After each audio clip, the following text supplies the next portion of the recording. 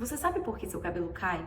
Você já deve ter ouvido falar que é normal o cabelo cair cerca de 100 a 150 fios por dia.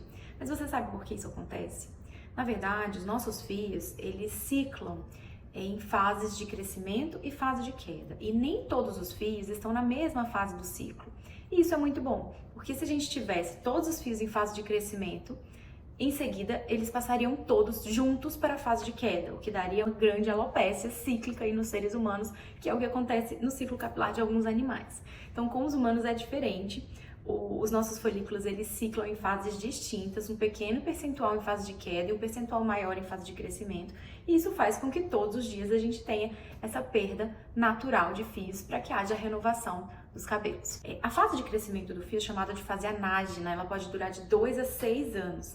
A fase intermediária, ali onde o fio sofre a regressão, é a fase catágena, e depois a fase telógena, que é uma fase de repouso. A gente sabe hoje que o cabelo não está ali completamente em repouso, existe um metabolismo ainda na fase telógena, mas a gente considera por muito tempo essa fase como uma fase de repouso, a gente ainda classifica ela assim. Então ele passa aí nessa fase telógena por até uns 3 meses, e depois esse fio cai, num processo conhecido como teloptose. Cerca de 100 a 150 fios por dia, dependendo do volume de cabelo da pessoa, é sim considerado uma queda normal diariamente. Se o seu cabelo cai mais do que isso, você percebia que você mantinha uma queda constante ao longo dos meses e de repente essa queda aumentou muito, preste atenção se você não diminuiu a frequência de lavagem dos seus fios. Porque esse fio telógeno, ele costuma cair quando a gente manipula o cabelo. Isso é mais frequente na hora do banho, na hora de pentear. Se você fica 2, 3 dias sem lavar os cabelos, quando você vai lavar, é normal, né? É mais esperado que essa queda esteja um pouco aumentada, porque você não manipulou esses fios nos 2 dias anteriores e agora que você manipula, vai cair o que deveria ter caído no primeiro dia, no segundo, vai cair tudo junto no terceiro. Então isso é muito frequente no consultório, geralmente eu explico isso várias vezes ao dia pra gente perceber se ao invés de queda efetiva, a gente não tá tendo uma pseudo-queda, que é esse quadro que é um aparente aumento da quantidade de queda de cabelo, mas que isso não é real, na verdade ainda é a queda esperada para aquele paciente.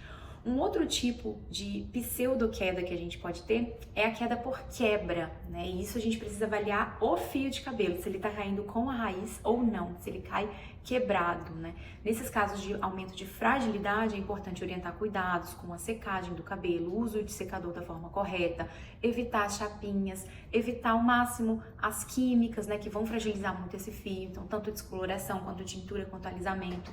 E o manejo do dia a dia aí do couro cabeludo é muito importante pra gente melhorar essa fragilidade, tá? Então estão aí 2 causas de pseudo-queda para você atentar, caso você acredite que a sua queda de cabelo tá além do normal.